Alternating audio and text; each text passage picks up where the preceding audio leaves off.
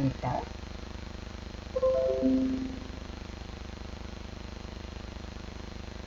¿Ya estamos?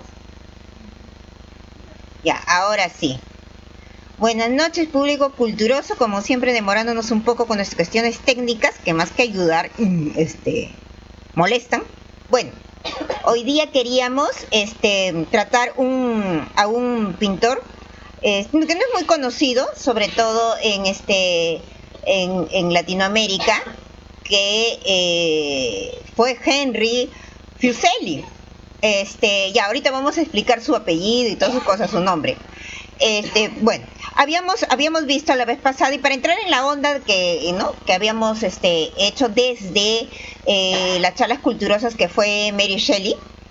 Y Mary Shelley, como ya habíamos dicho, tenía pues y escribió esta magnífica obra que fue Frankenstein, y que daría inicio pues al género literario de lo que fue la ciencia ficción, y también plantea el primer dilema bioético de la ciencia. Pero nosotros queríamos hacer siempre el énfasis de que este tipo de genialidades pues no vienen, digamos, de la nada, tienen todo una antecedentes, una formación. En el caso de Mary Shelley fue importante porque fue familiar. Sus padres, si es que ustedes han visto la anterior charla culturosa, pues fueron dos personas geniales, también bastante innovadoras, precursoras de muchos temas, como fueron su madre, Mary Wollstonecraft, que es una feminista, una protofeminista muy importante del siglo XVIII, inglesa, y su padre fue William Godwin, que también fue un escritor que también podríamos decir algo así como un preanarquista, ¿no? Que fue un teórico y escritor muy importante. Sí, es importante, ¿no? Ahora, en ese tiempo no eran tan conocidos. Y ellos, los padres de Mary Shelley, formaban parte de un grupo que se llamaba los Dissenters, que en la Inglaterra del siglo XVIII eran gente, una especie de, ¿cómo se podría decir, no? Bueno, usando el anglicismo también, ¿no? De outsider, ¿no? Eran personas un poquitín marginales, artistas marginales, teóricos, pensadores, un poco marginales de lo que era el establishment del momento, ¿no?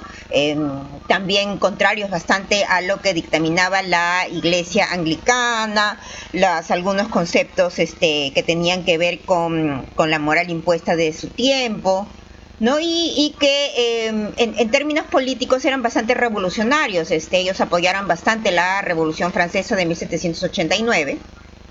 Y bueno, para la Inglaterra de esa época era poco menos pues que wow, o sea, ya eran los rebeldes más rebeldes que jamás rebeldearon.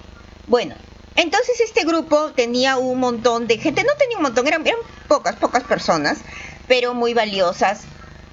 Y este grupo pequeño también tenía, ¿cómo se podría decir? Pues, ¿no? Personas afines que no necesariamente formaban parte de ese círculo, pero con la que, digamos, estaban en una especie de umbral, ¿no? Entre el establishment y la rebeldía disidente. Bueno, en ese umbral se encuentra nuestro pintor, Henry Fuseli. Fuseli fue un pintor,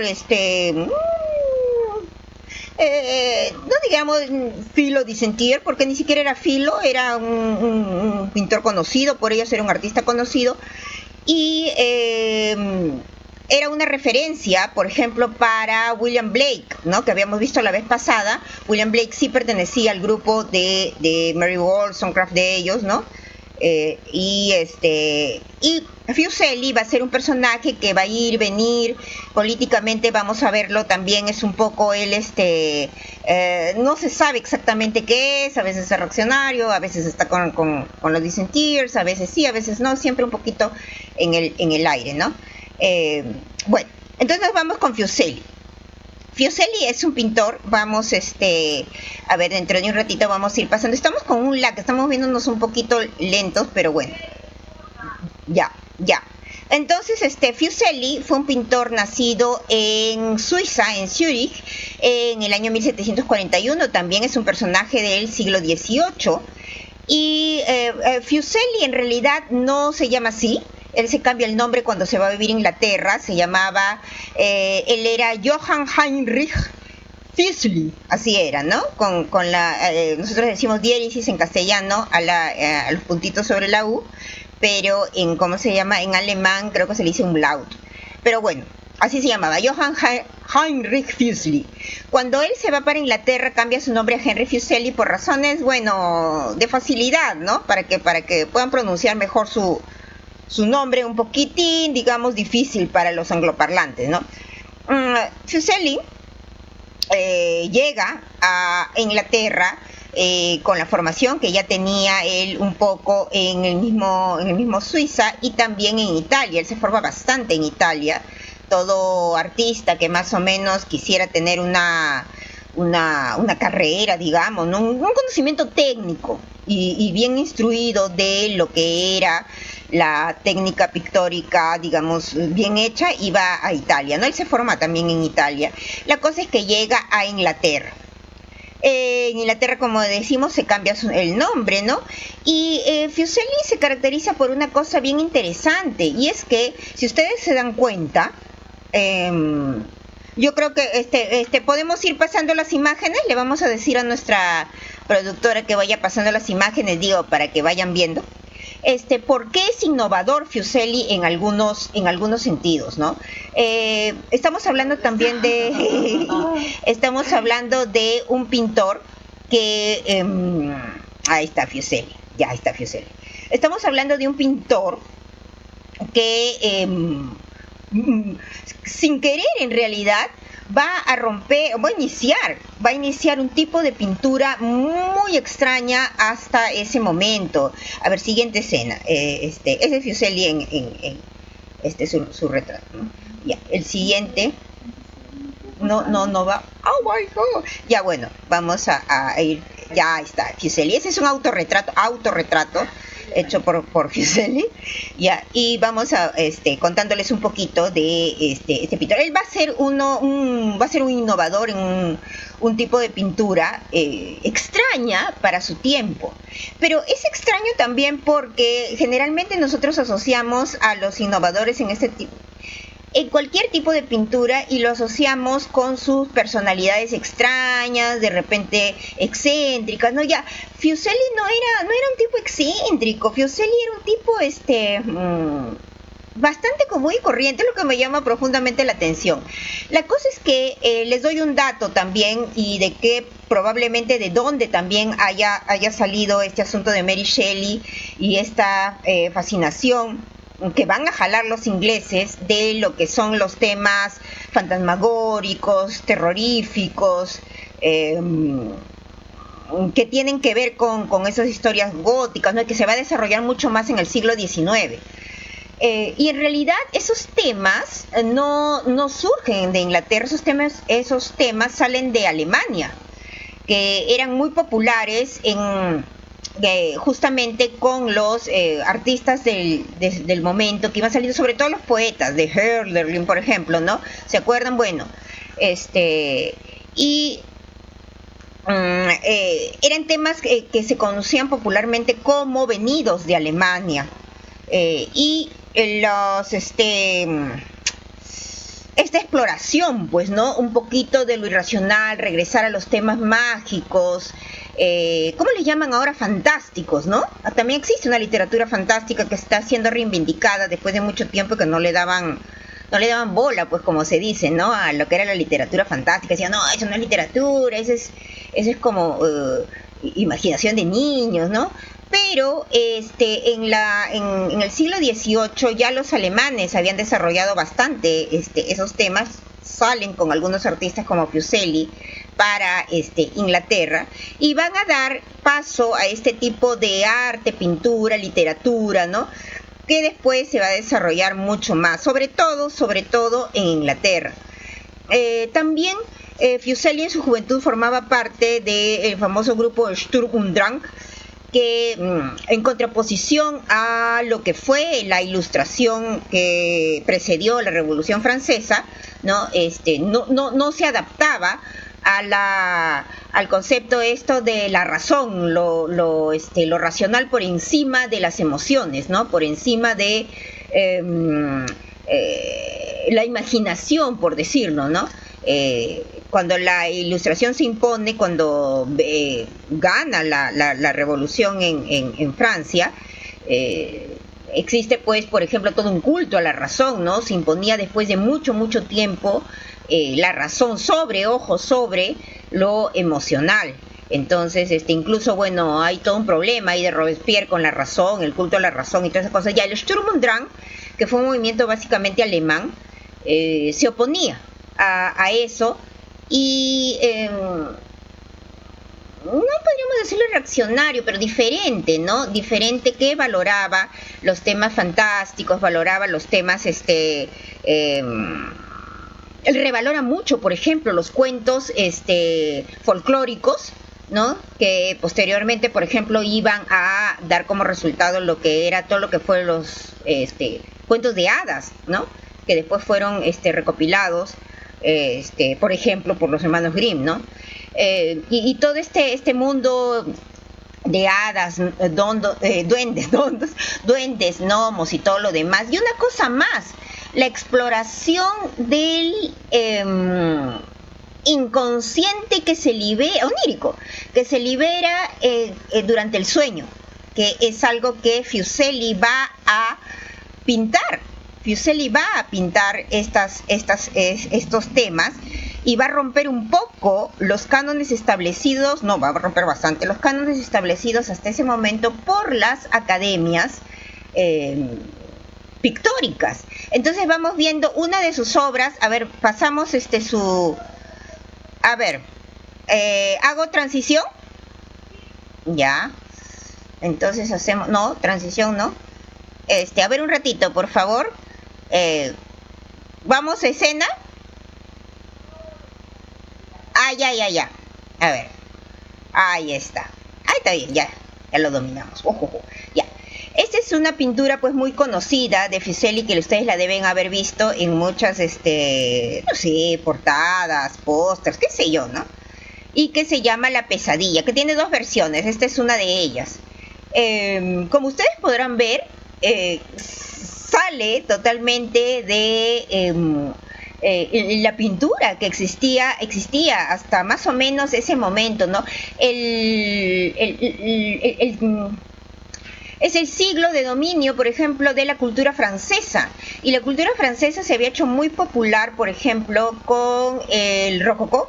El rococó es un estilo de pintura que tiene su auge durante el reinado del el rey Luis XV de Francia, ¿no? Y que es este estilo lleno de rosaditos, de angelitos y cupiditos y todo la mitología, sobre todo griega, pero muy, muy rosadito, todos flotando en el aire, no sé, una cosa muy, muy, muy decorativa también, erótica, sensual, pero decorativa al fin y al cabo.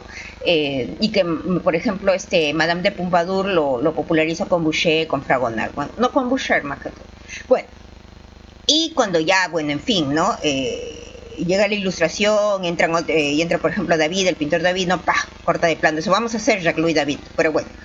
Entonces, es una pintura extraña, pues rompe totalmente eso. Tampoco es una pintura netamente neoclásica, que vendría a ser el trabajo que surge durante la Revolución Francesa, ¿no? El estilo que surge durante la Revolución Francesa, sino aquí ya estamos viendo un trabajo que tiene que ver más con ingresar en los sueños de las personas, hasta un pre-freudiano es Fuseli. Y ¿saben qué tiene que ver un poco esto? Ustedes cuando han dormido, y no sé si es exactamente pesadillas, pero sí se le califica como pesadillas, que por ejemplo ustedes están durmiendo, están soñando algo y no pueden moverse, sienten que como que tienen algo en el pecho y no pueden moverse y tratan de pedir auxilio y no se puede, y cuando se despiertan pues hay como un umbral, una sensación desagradable, ¿no? Y que popularmente se le llama que se te subió el muerto, ¿no? O sea, no sé cuál es el término psicoanalítico de eso o psicológico de eso. Generalmente dicen que tiene que ver con que estás muy estresado, con que no sé exactamente, no lo he investigado mucho, lo he investigado pero hace tiempo, ya ahora no lo recuerdo mucho, Y ese es como metafóricamente el asunto de que se te sube el muerto, ¿no? Y no te permite moverte. Hay también al fondo, como ustedes están viendo, la figura de la mujer está como, bueno, desmayada, está en una posición como de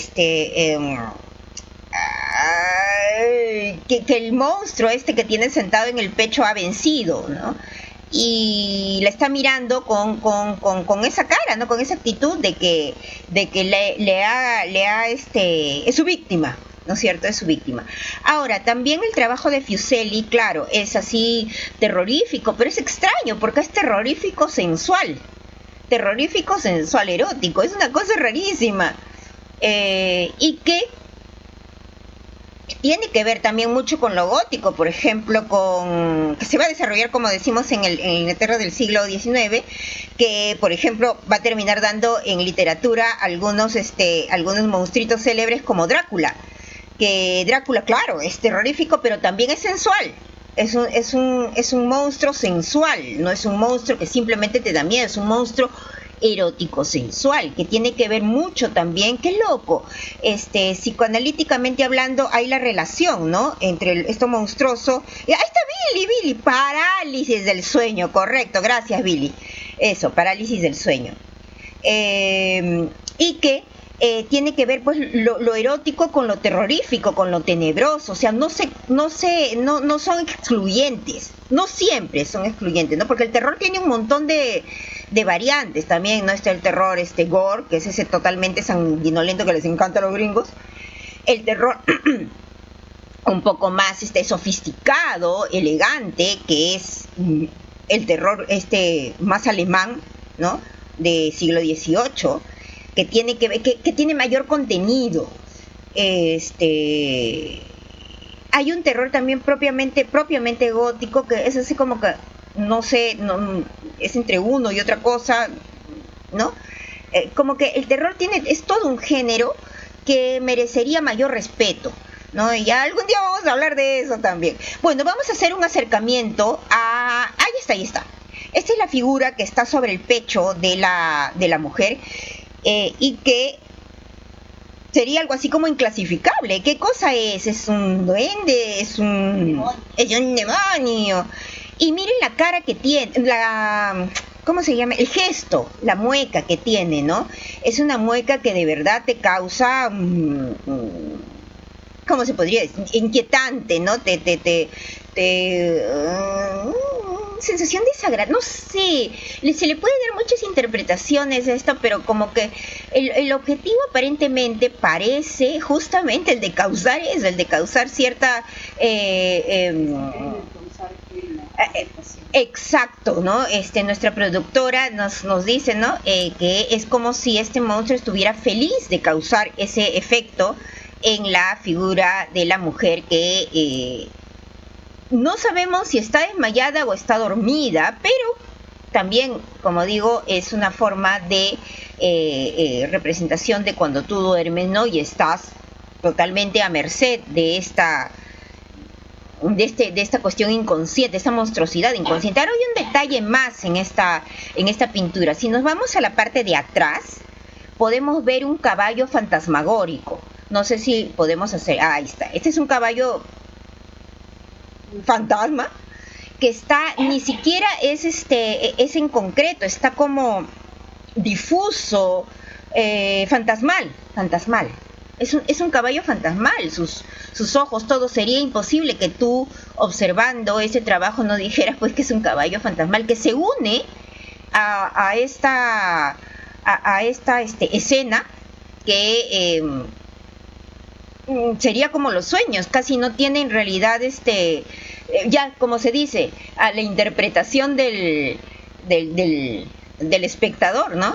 ¿Qué vendría a ser este caballo? Fuseli nunca lo dijo, y tampoco, en realidad, una obra de arte así, explicarla detalladamente no, porque ya estamos en material pictórico que libera bastante ya la imaginación, ¿no? Y da a que cada uno pueda tener una interpretación de lo que lo que el pintor ha querido mostrar. En este caso son pinturas pues que tienen que ver mucho más con generar emociones, más que tener exactamente un contacto con la realidad. Ahora vámonos a la figura un ratito de la mujer, ahí está, ¿no?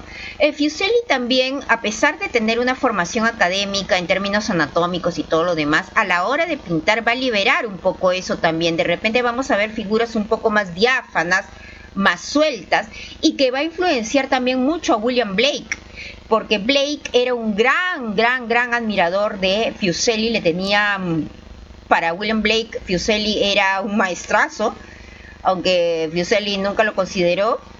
Tampoco era un hombre modesto Fuseli, pero tampoco, digamos, era demasiado creído. Era extraño Fuseli en el sentido de lo más simplón posible, si podríamos, si cabe el término, ¿no? A ver, vámonos con la siguiente versión de esta pintura. Ay, agua bendita, nuestra productora está un ratito ajustando ahí. Entonces, hay dos versiones de esta pintura, porque parece ser que causó cierta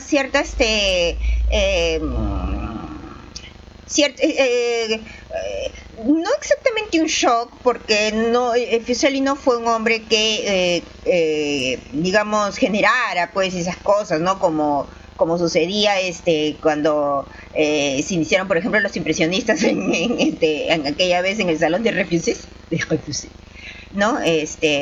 No, pero Fuseli le hizo dos versiones a esta pintura, y ya usted se queda con la que mejor le parezca, porque se repite el tema con algunas variaciones igual de intimidantes, igual de inquietantes, ¿no? Y que causan cierta aflicción.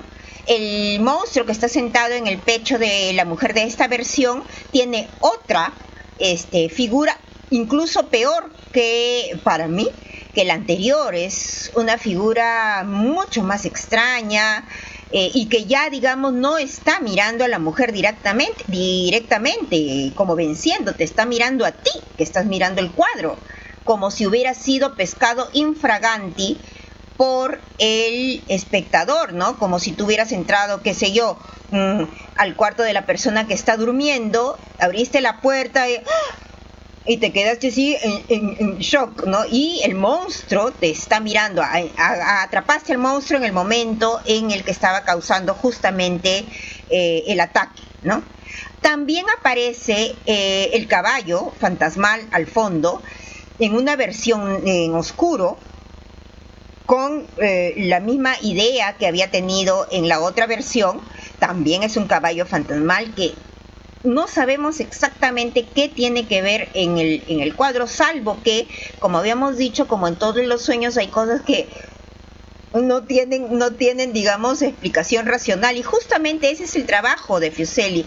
Cuando ya liberas esa cuestión, ¿no? El límite de la racionalidad, y ya sales, ¿no? Exploras un poquito más la imaginación y ese inconsciente, que después pues va a ser desarrollado en mucho mayor amplitud, y es el gran aporte, por ejemplo, de Freud a la humanidad, ¿no? El descubrimiento del inconsciente. Si bien estos pintores, tanto él como Blake, por ejemplo, pero más Fuseli, ya empezaban a explorar este mundo que el inconsciente es el gran continente negro, ¿no? Según Freud, y que ya empezaba a inquietar, y al que ya la gente se estaba adentrando, ya no lo dejaba tanto a lo mágico, religioso, ¿no? Ya quería saber exactamente más o menos qué cosa pasaba, ¿no? Y tratar de representarlo.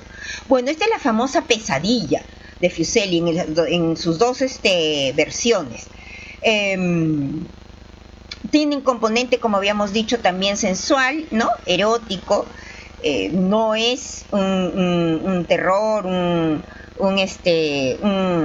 una cuestión simplemente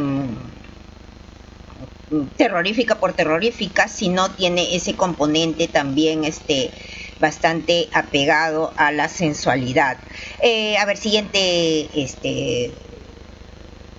Ustedes están viendo también que Fuseli, por ejemplo, maneja libera bastante la cuestión, como había dicho, la de la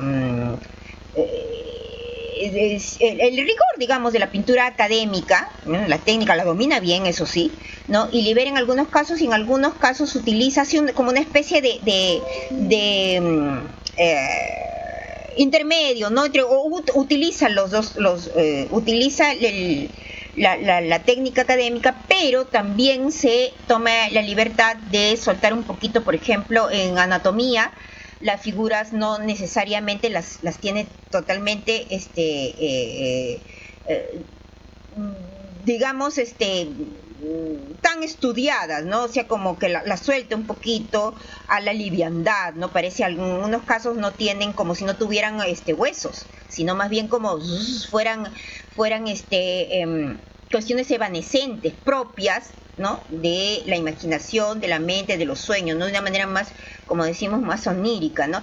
Estamos viendo una pintura que se llama La Loca Kate, Mad Kate, que de por sí el nombre es un bravo. Y, por ejemplo, hacemos un acercamiento al rostro de Mad Kate. Ahí está. Por ejemplo, ya en ese tipo de pintura que no se había visto antes, estamos hablando de unos tiempos donde los pintores pues eran, qué cosa, bastante realistas, ¿no? Pero ya estaban empezando a soltar un poquito la mano, ¿no? Como en el caso de Turner, vamos a hacer Turner también. Y Ore Reynolds, bueno, ya. Ya estamos viendo las emociones que puede despertar el ser humano, que no necesariamente pues son las de posar como para un retrato, sino ya también estás liberando el interior de la persona y algunos estados de la mente que a veces se tienen que ocultar, ¿no? Generalmente de manera pública, porque hay un mundo social que reprime bastante este tipo de estados mentales, ¿no? Por ejemplo, con este trabajo que también es inquietante, que digamos, ¿no? A menos que seas alguien un poco extraño, no te comprarías el cuadro para ponerlo en tu sala si eres alguien demasiado apegado a lo conservador, digamos que no te llevarías el cuadro. Sí, te llevarías el cuadro para ponerlo en el medio de tu sala, en tu comedor, y hace pasar a tus visitas. Me pasé adelante y tal, La Loca Kate en tu living.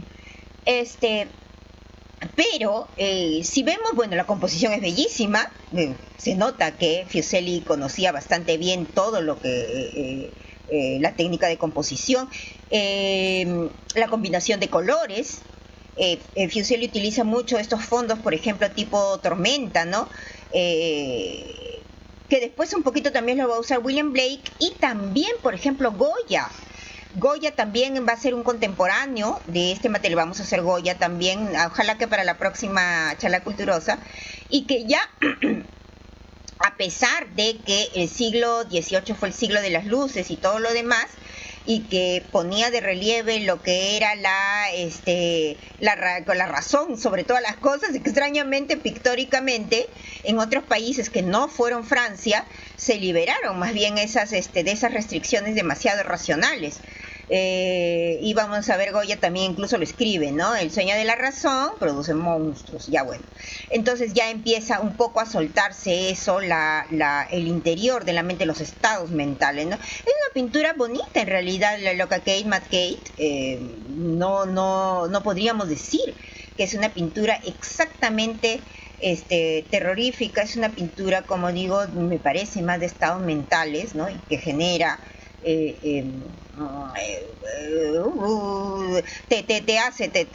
te mueve la pintura, ¿no? A ver, siguiente. Ya, hay temas que a Fuseli le gustaban mucho, que tenía que ver con la literatura, porque él mismo era poeta. Él fue un poeta no exactamente muy reconocido, pero también le gustaba hacer su material, como posteriormente lo va a hacer William Blake, que su poesía se nutría, a diferencia de Blake, de temas literarios, le gustaba mucho la literatura. Por ejemplo, Shakespeare era un favorito de Fuseli, aparte de algunos temas bastante el propio folclore alemán, de Europa del no solo occidental, sino también del este, ¿no? Porque, bueno, al final Suiza, de la parte alemana que era él, ¿no? Se nutría mucho de este folclore, de brujas, duendes, gnomos, en fin, de un montón de cosas que justamente la ilustración rechazaba, la racionalidad de la ilustración rechazaba. Entonces estamos viendo una escena de la famosa tragedia de Shakespeare, que es Macbeth. Ahora, hay también un componente también, innovador en Fuseli, que es la de hacer pinturas en relación a una obra, pero en secuencia. O sea, me gusta esta parte de la obra y la pinto, pero me gusta también otra parte de la obra y también la pinto, como si fueran un montón de pinturas, algo así como una especie de película o de cómic en grande, por decirlo, ¿no? Sobre la adaptación que él hace de los temas, ¿no? Esa es la tragedia, la famosa tragedia de Shakespeare, que es Macbeth. ¿Se acuerdan ustedes de Macbeth? Que entra, es todo un tema que tiene que ver mucho con con el abuso de poder, con la soberbia, con cómo el fin justifica los medios, y vaya que justifica los medios, ¿no? Es una cosa impresionante el tema de la ambición. Como ustedes ya saben, ¿no? Pues por eso Shakespeare es un clásico, ¿no? ¿Se acuerdan de las brujas, de las tres brujas en Macbeth, que es más o menos como abre la tragedia, que están así, porque en las obras de Shakespeare todavía se ve bastantes temas paganos, no solo como en Macbeth, que existen estas brujas, ¿se acuerdan?, sino también, por ejemplo, El sueño de noche de verano, donde hay muchos componentes de el folclore europeo pagano, ¿no?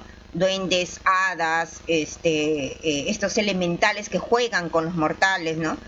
Y aquí estamos viendo, pues, justamente a estas brujas que se presentan ante Macbeth, ¿no? Que es más o menos, si ustedes leen Macbeth, es bien alucinante. Vamos a hacer Macbeth, pero el Macbeth de Polanski, que es el que me gusta mucho a mí, que ha hecho un buen trabajo, me parece, Polanski en ese Macbeth. Muy bonito es el Macbeth de Polanski. Y entonces está presentando pero centrémonos, achica o sea, para que se vea en toda la pintura, ¿no? Es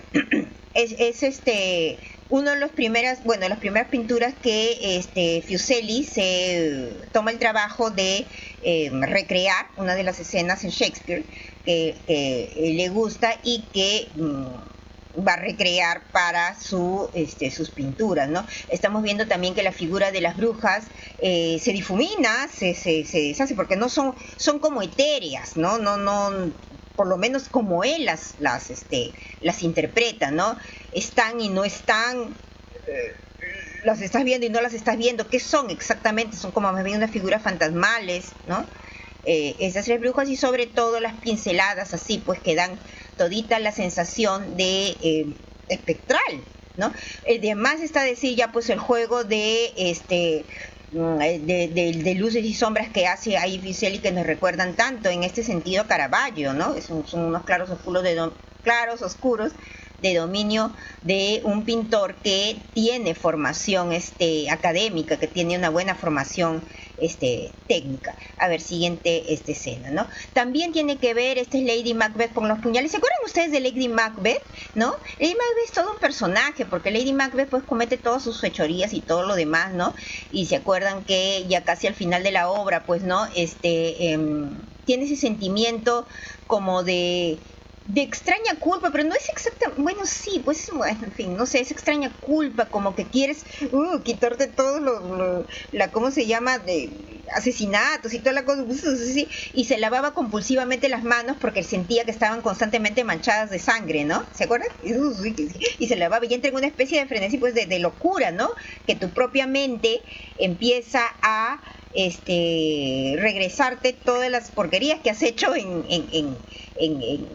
en tu vida, ¿no? Y empieza como una especie de tu propia mente empieza a vengarse de ti mismo, no sé, es intenso Macbeth. Ahora que me hace acordar Fuseli, vamos a hacer Macbeth en la versión de cine de Polanski, que es muy buena, por lo menos para mí. Entonces vemos un poquito la escena en amplio, ¿no? Y también Fuseli utiliza aquí otra vez la oscuridad de la escena y lo espectral que termina siendo la escena en general, ¿no? Propia de la obra, de la tragedia, ¿no? Ya empiezan estos juegos de pinceladas y que van a ser una referencia también para lo que posteriormente sería el cine.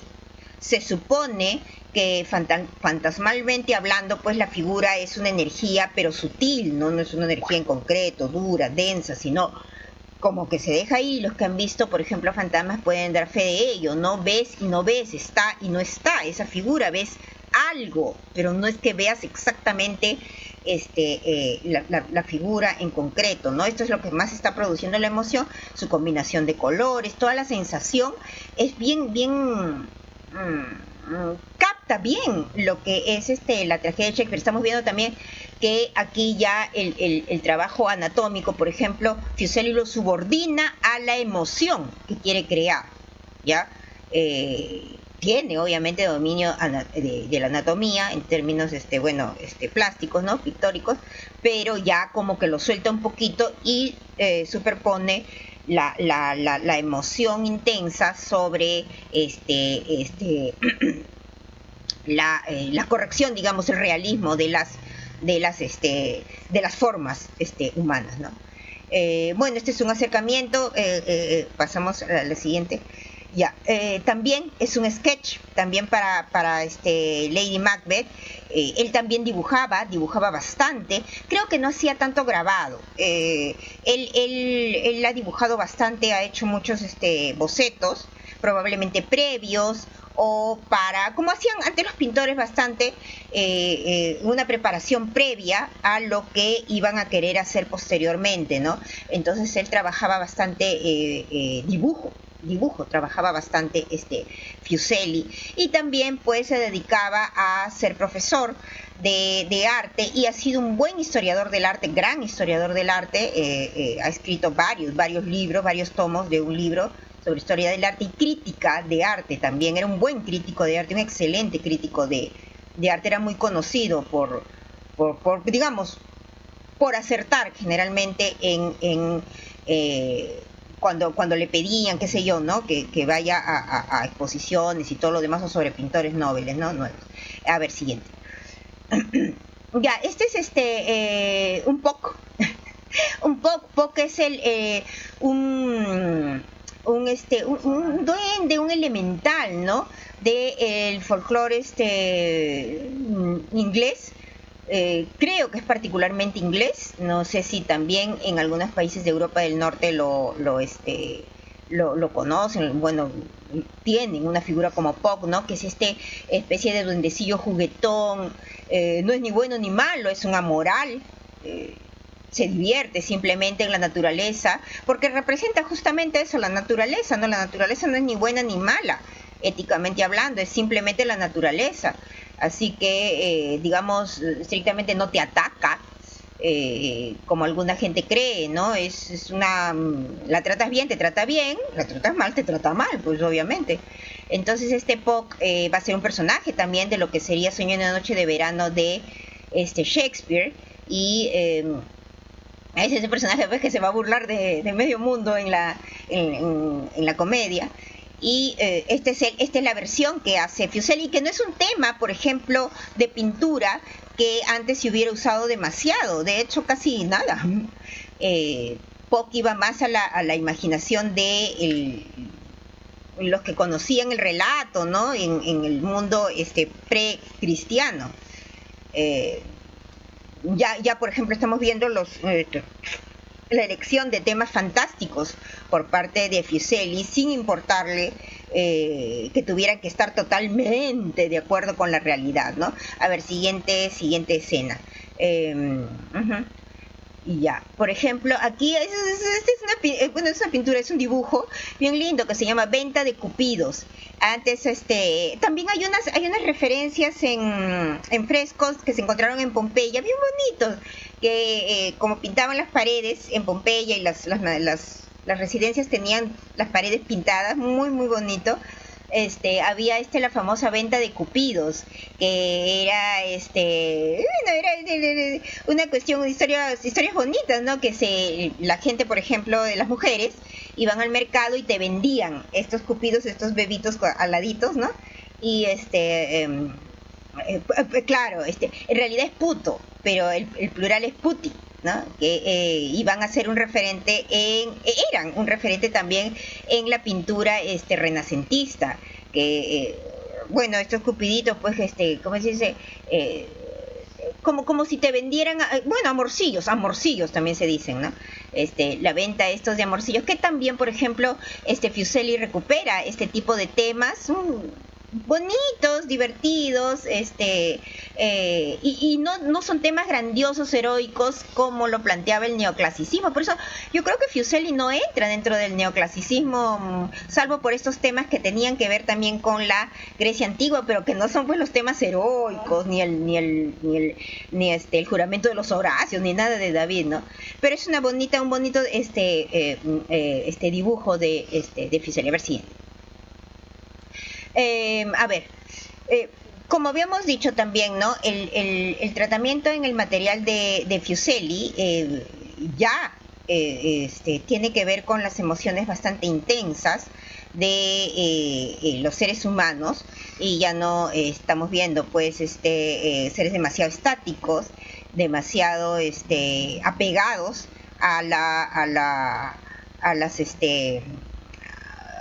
demasiado convencionales, ¿no? Ya como que hay solo lo puse bueno, en fin, ya qué importa. Entonces estamos viendo cierta exageración en el drama, ahí está. Estamos viendo la teatralidad y el drama de los personajes así subidos, ¿no? Incluso más que los de Caravaggio, ¿no? Porque si los de Caravaggio ya eran bastante ¿cómo se llama? Dramáticos y teatrales, los de Fuseli también recuperan un poquito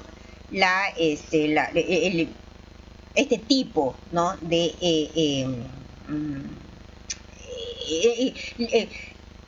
lo emocional de los seres humanos, ¿no? Y pasándolo un poquito,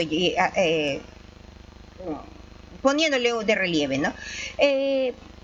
Otra cosa que interesante, ¿no? También le gustaban mucho los temas mitológicos, y es, por ejemplo, Aquiles tratando de asir el fantasma de Patroclo. ¿Se acuerdan ustedes la relación Aquiles-Patroclo? Bueno, es una relación homosexual, básicamente, ¿no? Y que no le quitaba que, por ejemplo, Aquiles y Patroclo fueran unos grandes militares. Bueno, son más bien ¿cómo se llama esto? No son, bueno, históricamente reales, no son mitológico, ¿no? Claro.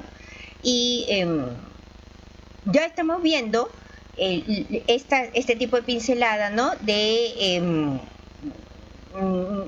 figuras ya espectrales, ¿no? Sueltas el pincel para dar idea de justamente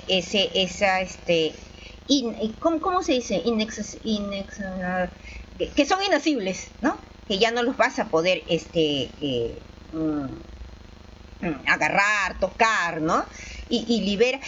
Y ustedes se están dando cuenta cómo va a influir también en William Blake. Y si vamos mucho más allá y ya vamos por estas tierras de Perulandia, ¿no? También influyó mucho, parece, porque es una influencia en las acuarelas de José María Eguren, ¿no? Que a su vez influencia de William Blake, y William Blake de Fuseli. Así que es todo una retroalimentación, ¿cómo se llama? Cuando te inspiras, ¿no? De otros pintores, que eso es interesante. No necesariamente estás copiando, estás haciendo calco y copia, sino estás utilizando ese estilo, y también lo estás adecuando al tuyo propio, ¿no?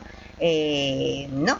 Estamos viendo también otros materiales. También le interesaban algunos temas bíblicos, no tanto, sino en relación, por ejemplo, al Paraíso Perdido, ¿no? de Milton. Pero no los he trabajado, me parece mucho, sino para soltar un poco la idea de lo místico, relacionado también con la liberación de la imaginación en ese sentido, ¿no? Por ejemplo, la Biblia tiene un montón de historias extrañas, bastantes algunas, ¿no? Donde realmente tienes que tener mucha imaginación para recrear en tu mente lo que están contando, porque en varios aspectos es muy metafórica, ¿no? Los mitos que cuenta esa recopilación de libros cristianos. A ver, siguiente. Por supuesto, ustedes están dándose cuenta de el uso de los colores, sobre todo la oscuridad, por lo general, en la que están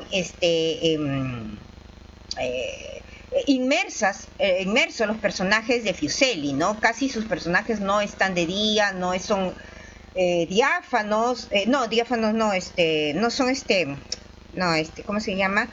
Luminosos en el sentido de que están directamente de día, ¿no? Ya, a ver, nuestra productora dice no te dan optimismo, sino tienen otra forma de manifestarse, ¿no?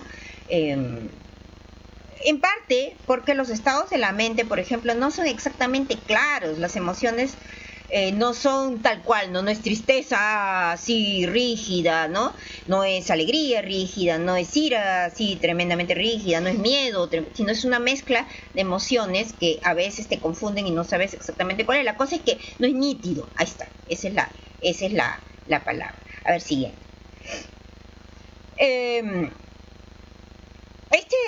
Esta obra es importante porque también muestra un estado de la mente que tiene que ver con, y que él más o menos la tituló así, ¿no? Que es el artista desolado frente a la grandeza de los otros, ¿no? Que es la sensación que tienen algunos artistas.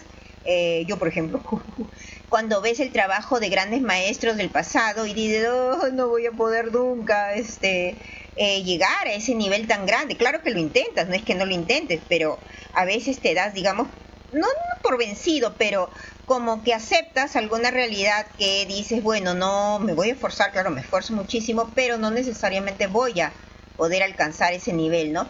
Y él está justamente representando a ese artista que ve estas grandes obras del pasado, también hechas, sobre todo, por ejemplo, las estatuas griegas, romanas, antiguas, que de verdad tienen un nivel muy, muy alto, qué barbaridad, y te estás en la desolación absoluta, con depresión, diciendo, no creo que llegue nunca a igualar ese material, que es un estado que se repite más o menos en los artistas, sobre todo con los muy no soberbios, los que no tienen el ego tan grande y que glorifican sus fallas como si fuera estilo, ¿no?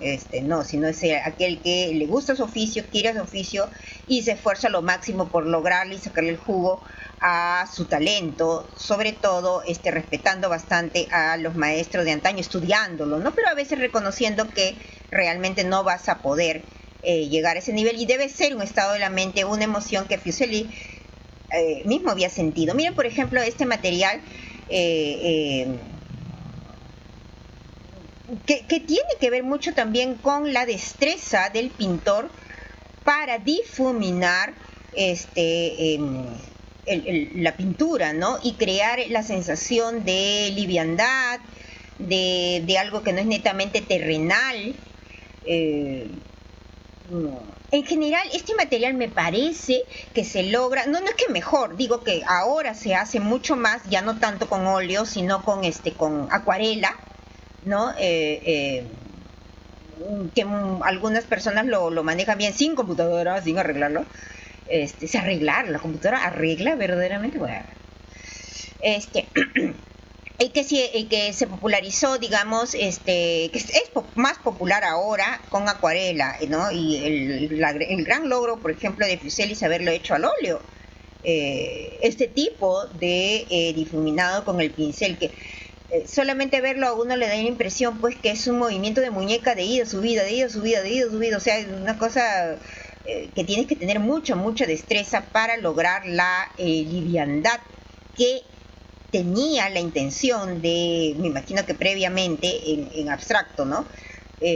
Fuseli, para dar la idea de estos seres etéreos al público. Pues es que no necesariamente trabajas ¿no? para el público, trabajas para ti mismo, para entender tu propia mente también, tu propia imaginación, aquello que te da ganas de querer em, representar. Estamos viendo que fue, evidentemente, si ustedes han visto William Blake o son fanáticos, seguidores de William Blake, admiradores de la obra de Blake, que tuvo mucha influencia en Blake. Blake, y habíamos dicho, ¿no? Consideraba que Fuseli era uno de los mejores artistas de su tiempo. Y lo admiraba mucho, a pesar de que, como decimos, que Fuseli pues no era un tipo demasiado extraño, no era un tipo como él, por ejemplo, como el mismo Blake, era un tipo bastante de promedio, y tampoco, digamos, era un hombre estrictamente revolucionario, un hombre que con el tiempo, obviamente, en su juventud fue un poco más rebelde, un poco más cuestionador, y como fue envejeciendo se hizo un poco más conservador y hasta cierto punto reaccionario. Y era extraño porque un conservador reaccionario no pintaba así, pero bueno, así son pues lo de la gente de arte, ¿no? No sabemos exactamente cuál es la relación mucha, sería bonito hacer un análisis un poco más intenso, psicológicamente hablando, de la relación entre el arte y la locura, pero por ejemplo, aparentemente Fuseli era un tipo tranquilo, serio, sosegado, un caballero, pero bueno, su imaginación, el interior de su mente, pues es algo que nunca nadie va a poder descifrar más que la propia persona, que se evidencia en lo pictórico, ¿no?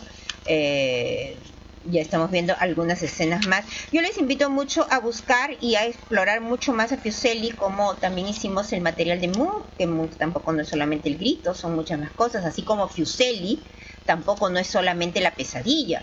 Fuseli tiene mucho más material, y aquellos, por ejemplo, que les gusta el terror gótico, que les gusta las historias de, por ejemplo, el Perú tiene grandes, sobre todo mujeres cuentistas fantásticas, lo que le llaman el cuento fantástico, ¿no? Y siempre sería interesante que la gente de arte se retroalimente de sus antecesores, y obviamente transformándolo y dándole su propio estilo, ¿no? Miren qué bonito, por ejemplo, este material. El material de Fuseli es muy, muy bueno. Qué penita que... está el cuadro anterior que no habíamos podido reproducir. Por ejemplo, qué maravilla es esta pintura. Ya es completamente un estado mental, digamos, en una vibración intensa, pero en bajo, ¿no es cierto? El que lo ve, o sea, claramente puede sentir lo que está sucediendo en el interior del personaje que está, que evidentemente es una mujer, o tal vez no, que está desolada, destruida, apagada, no sé si necesariamente vencida, pero sí cansada, ¿no? Y ya centrado, por ejemplo, hay una composición totalmente central donde las luces... No vamos a entrar en el análisis técnico porque yo creo que probablemente hay material por internet, por YouTube, qué sé yo, ¿no? Sobre el material de Fuseli, y nosotros hemos encontrado básicamente la pesadilla, pero a mí me gusta bastante la pintura anterior, que tiene que ver mucho con una sensación casi de depresión, de hecho de depresión. Entonces podría ser una de las primeras representaciones. Ahora vamos un ratito al anterior, una de las primeras representaciones de lo que podría ser depresión, y que para el siglo XVIII pues nadie hubiera podido... Melancolía le decían a la depresión, o la tristeza, a la depresión prolongada, ¿no? Le llamaba melancolía, y que ya en el tiempo de los románticos fue una especie de la emoción más lírica, más poética, que los poetas, los escritores del siglo del romanticismo ya la pusieron pues en un nivel muy alto, ¿no? Como una cuestión que la cuestión melancólica tenía que ver mucho también con la inteligencia humana, la capacidad de sentir, ¿no? Fuseli podría ser catalogado dentro de lo que es el prerromanticismo, ¿no? Es que para no tener también que especificar mucho, ¿no? Los estilos, las escuelas que ya después los estudiosos, ¿no? Se dedican a encuadrar, ¿no? Y cuando tú empiezas a pintar algo y qué sé yo, no te y ahora voy a pintar el romántico, y ahora voy a pintar en tal cosa, ¿no? Probablemente Jacques-Louis David sí fue ese tipo de pintor que decía, yo quiero romper con lo rococó y voy a empezar un tipo de estilo que tenga que ver con la Revolución Francesa, pero vamos a tratar David en otro momento, ¿no? Miren qué excelente esta pintura. Parece una pintura totalmente contemporánea. Nadie podría creer que es una pintura del siglo XVIII. Ojo, pintura, porque por ejemplo Goya ha trabajado mucho aguafuerte. O sea, Goya no necesariamente el material que hizo, que vamos a ver Goya después, digamos, no tenía mucho la intención de, ni menos pues en la España del siglo XVIII, de exposición así al público directamente, ¿no? Gente demasiado conservadora, demasiado católica, ¿no? Por eso, digamos, probablemente, no lo sé, Goya no lo trabajó con tanta intensidad, al óleo, por ejemplo, ¿no? Debe tener algún trabajo, son más aguafuertes los de Goya, pero Fuseli sí trabajaba al óleo, digamos. No, es que claro, no exactamente para exposición, pero digamos, no para esconderlo, ahí está. No para que lo tengas y lo vean solamente algún grupo de elegidos, no, sino de exposición, o sea, como si no tuvieras en realidad nada que esconder. Como les digo, era extraño, probablemente para la liberación de este material haya contado mucho con que Fuseli era un hombre muy normal, entre comillas, en la vida social, en la vida pública, no era un hombre escandaloso, era más bien, como les digo, un hombre bastante reservado, serio, duro a veces, y que ya como chismosos que somos, les vamos a contar que él tuvo un affair con la mamá de Mary Shelley, con Mary Wollstonecraft, se portó muy mal con ella. Ya vamos a contar después eso, ¿no? Y bueno, en fin, ya eso no tiene nada que ver en el asunto, pero ya bueno, solo para enmarcarlo dentro de lo que fue el grupo rebeldes del momento del siglo XVIII inglés, ¿no? Están las tres brujas de Macbeth en la imaginación de Fuseli, que está muy bien hechas. Hay un trabajo ya que tiene que ver con como digo, no era común para el momento, ¿no? Que tú representaras ese tipo de temas en pintura.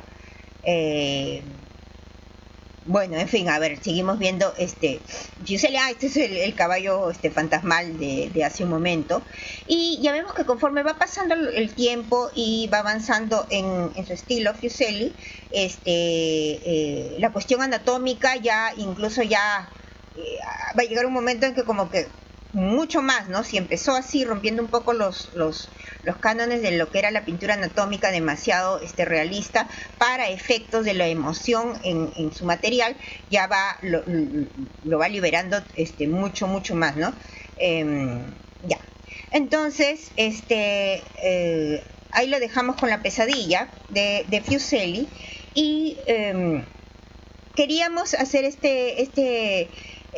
Fuseli. Mira, ahí todavía tenemos uno de los dibujos de Fuseli. A ver, agrandamos un poco los rostros ya de esto porque son inquietantes el material de Fuseli, quien tiene también y exagera bastante, a ver, abre ahí, exagera bastante también la cuestión de los sentimientos, los pensamientos, no siempre tranquilos de las personas. Va a ser en su tiempo también Leonardo da Vinci. Leonardo da Vinci tiene unos bocetos bien interesantes sobre estudio de la fealdad, ¿no? Él se dedicó un poquito a no necesariamente digamos dibujar a la gente bonita, sino justamente elegir, escoger dentro de su análisis, dentro de sus investigaciones, a las personas no tan bien proporcionadas. Le parecía interesante hacer un estudio profundo sobre lo que se podría llamar fealdad, ¿no? No vamos a entrar en eso, ¿no? Pero Fuseli pues tiene unas cosas bastante extrañas también en ese sentido, ¿no? Bueno, creo que eso es todo lo que tenemos de Fuseli. Como le digo, toma temas bastante interesantes, toma Hamlet también, le gusta mucho Hamlet, le gustaba mucho Shakespeare a Fuseli, y hacía varias pinturas sobre la tragedia, sobre la historia que le gustaba, ¿no? Como digo, como si fuera un cómic, ¿no? Cuando somos historietistas, contamos una historia ¿no? por viñetas, ¿no? Porque no nos satisface, digamos, una sola escena, y eso también es innovador en Fuseli, que los pintores generalmente agarraban un tema más o menos central a ver un ratito, vamos a ver este trabajo de Fuseli, que parece ser, ¿no? Una influencia para el dragón rojo de ¿cómo se llama esto? De William Blake, de William Blake, ¿no?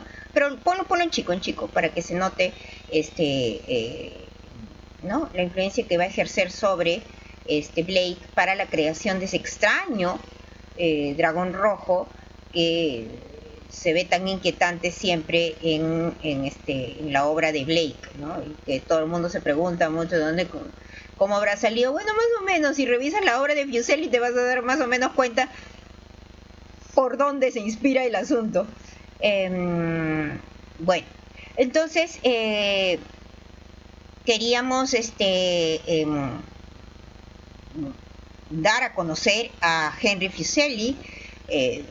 Ustedes saben, no se llama Fuseli, se llamaba en alemán, es Heinrich Fuseli, y que fue un pintor interesante, tremendamente interesante y muy bueno, un genio también, ¿para qué? Aunque nos caiga mal en términos personales, que ya entraría como que en tono de chisme un poquito. Algún día de repente cuando hagamos Mary World, a nosotros no nos gusta meternos mucho en la vida demasiado íntima de los personal, digamos, de los artistas, de los autores, de las autoras. Solo sí cuando explican un poco lo que va a ser su propia obra literaria o pictórica o lo que fuere, o gráfica, en fin, lo que fuere, o musical, ¿no? Solamente en ese sentido, ¿no?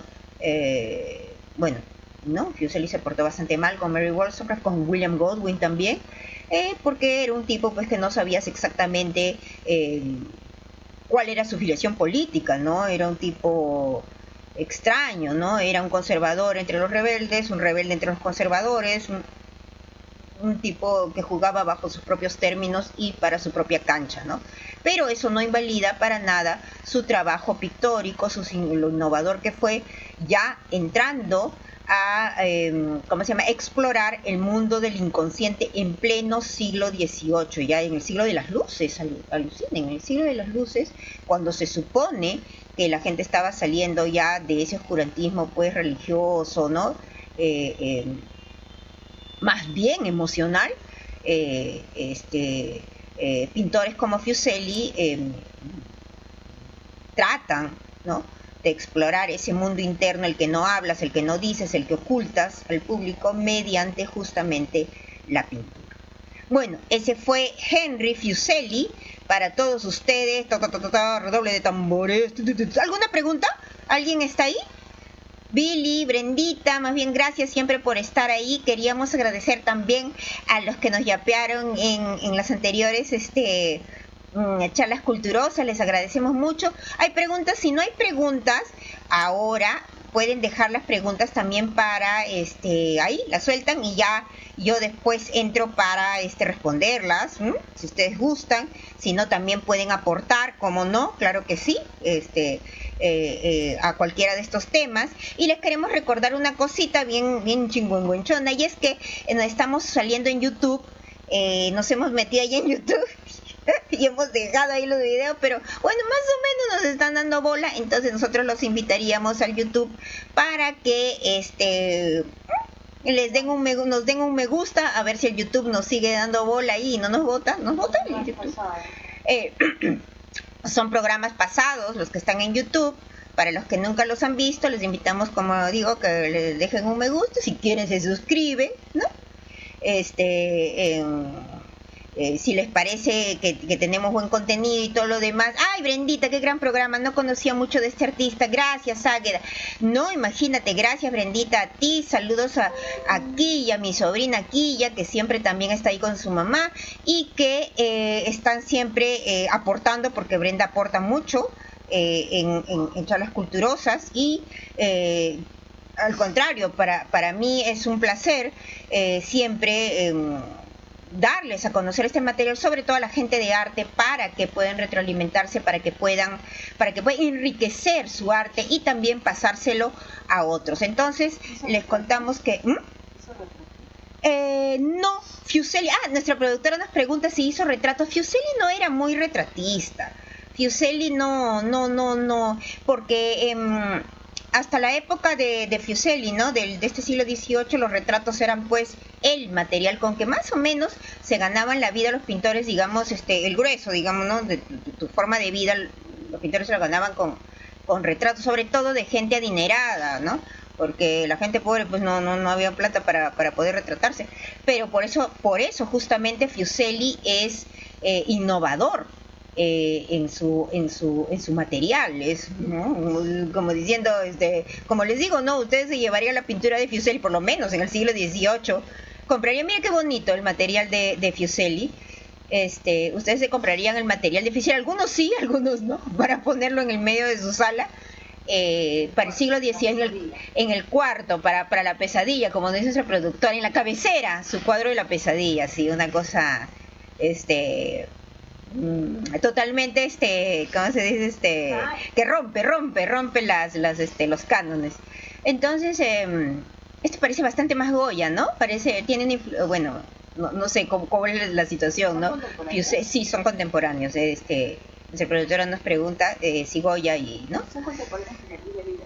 Es contemporáneo casi con Jacques-Louis David, claro, solamente que Fiuselli es alemán en Inglaterra y David es en Francia. Vamos a hacer Jacques-Louis David, me gusta mucho David, a pesar de que es sí, nuestra productora nos dice que se nota bastante que tiene pues ascendencia alemana por los colores, los temas, como ya les decimos, los temas de terror, góticos, sensuales, eróticos, vienen de Alemania, los asimila Inglaterra y van a ser una fuente de producción constante para los ingleses en el siglo, literariamente hablando, en el siglo XIX. Va a ser constante y ahí lo van a liberar y se va a generar Lucy Córdoba Martínez, tú deberías ser profesora de Historia del Arte, es muy interesante todo lo que cuenta. Gracias, Lucy, gracias. Sí, me hubiera gustado estudiar Historia del Arte con mayor ahínco, pero también me gusta producir y digo, tendría que ser como Fiuselli, mitad. ¿Qué te iba a decir? ¿Qué les estaba diciendo? Ya no me acuerdo. Bueno, entonces Fiuselli va a ser precursor de muchas cosas, también de lo que sería posteriormente el surrealismo, ¿no? Como un estilo literario, pictórico, ¿no? Y que va a ya entrar ya con mayor fuerza a inicios del siglo 20. ¿Cómo le digo? Es que en arte, en realidad, como decía Borges, pues no hay las ideas. Borges los había enumerado, más freak Borges, ¿no? ¿Cómo son? 41, ¿no? Y todos los demás son combinaciones. Los máximos Borges. Entonces, pero la cosa también es tomar y aportar, darle tu propio estilo, recrear el material, no copiarlo. ¿Escuchaste Tarantino? No copiarlo, sino recrearlo y darle tu propia visión, tu propia personalidad, ¿no? Y respetando el trabajo de los maestros de antaño. Entonces, ese sería el pesadote de Henry Fiuselli, ¿no es? Fiuselli, sí, tuvo ventas. Nuestra productora nos pregunta, ¿vendió alguna vez? Sí, vendió, y generalmente sus mecenas y sus patrocinadores eran gente de mucho dinero. En realidad él no ha pasado pobreza. Fiuselli ha sido un pintor aburguesado, muy bien asentado. Nuestra productora nos dice, ¿no? ¿Cómo es posible que Van Gogh, siendo Van Gogh, nunca haya podido vender ni un solo cuadro? Bueno, es que Fuseli, como ya les digo, su personalidad era la de una persona adecuada al mundo, por decirlo, ¿no? Tú veías pasar a Fuseli y decías, el señor profesor de arte, ¿no? Y luego veías la pintura y tú... Pero Fuseli, sí, muchos contactos, efectivamente, porque era muy bien, o sea, no era una persona rara en público. Si tú veías a William Blake, tú decías, es medio raro el asunto. Y algunos otros pintores, artistas que evidencian una inestabilidad, una rareza, ¿no? Fuseli no, Fuseli era muy simple, muy llano. En su vida común y corriente era el tipo erudito, obviamente, un buen conversador que no daba la contra nunca en nada, sobre todo a las clases altas, ¿no? Entonces él ha tenido unos mecenas, unos patrocinadores, gente adinerada que compraba su material a buen precio, valoraba su material. Sí, en parte, y eso que él no se promocionaba, no decía, ¡ay, mi gran cuadro! Ellos entraban, por ejemplo, a su estudio y decían, ¡qué belleza! Que no sé qué, que no sé cuánto, y no, y se lo llevaban y lo compraban. Pero tampoco es que Fuseli, él ha sido crítico de arte de mucho material muy acertado y muy acucioso, siempre despejando la cuestión personal, era muy por decir, se adecuaba solamente a la obra de arte, no ponía sus odios personales de por medio. Y eso le permitió también ser bien considerado por otros artistas, no tenía grandes enemigos, era bastante tibio en muchas cosas, le llamó mucho la atención a Mary Wollstonecraft, ella se enamoró mucho de Fuseli cuando él estaba casado. Él se portó muy mal con ella, algún día lo trataremos, como ya hemos dicho, pero ya algún día les contaré por qué es que se portó mal con Mary Wollstonecraft. No se portó caballero con Mary Wollstonecraft, lo vamos a dejar ahí. Y era un hombre que, como le digo, que jugaba para su propio terreno, ¿no? Para sí mismo. Un tipo bastante simple en ese sentido y conservador ya en su vejez. ¿Qué más? Bueno, queríamos decirle eso, estamos en YouTube también, si quieren pasan por el YouTube, le pasan la voz a cualquiera de sus contactos, y para que nos dejen un me gusta si quieren, si no, si quieren se suscriben, si no, si les parece interesante nuestros contenidos, y también me dejan un like si quieren, y comentarios aquí porque así... y para poder tener mayor contenido, ya viene Goya, para los por ejemplo, para los amantes del terror, ¿no? Para que no sean tan profanos y aprendan a respetar también el terror como un género importante artísticamente hablando. Ya es un género de respeto el terror, ya no es chistosín, no es el Draculín, la muñequita Frankenstein y no sé, y Cutie, no, el terror es terror y ahí sí se le respeta. Gracias, no se olviden, estamos nuestro Publicherry, están nuestras obras en estas tres queridas librerías. Bueno, Artolince ya les vamos a contar cuál es la nueva movida de Artolince, pero nos pueden encontrar también en Arcadia Mediática y en Placeres Compulsivos, como siempre, y nuestro yape chingüengüenchón para que ustedes apoyen este programa que se hace con alma, corazón y vida, mucho cariño al arte y sobre todo liberar el arte para que sea para todos y no elitista, no creído, sino que les dé una visión más amplia para que le den contenido inteligente también a su material. Arte no solo es emoción, es también contenido mental, es racional, es inteligente, es y no necesariamente es diversión, ya, porque el ser humano no es muchas cosas y el arte es la manifestación más clara de los seres humanos. En realidad es el único ser vivo que puede hacer arte, lo cual no significa que sea mejor que los demás seres vivos, es diferente, ya. Gracias a todos, estamos ya terminando la transmisión. Abríguense mucho que el clima está medio raro y bueno, y seguimos liberando el arte para muchas más gentes. ¿Alguna otra pregunta más? No, creo que no hay muchas preguntas y nos vamos yendo porque ya nos da hambre a esta hora. Muchas gracias y les dejamos el videíto ahí. Listo. Y nos vamos en 3, 2, 1.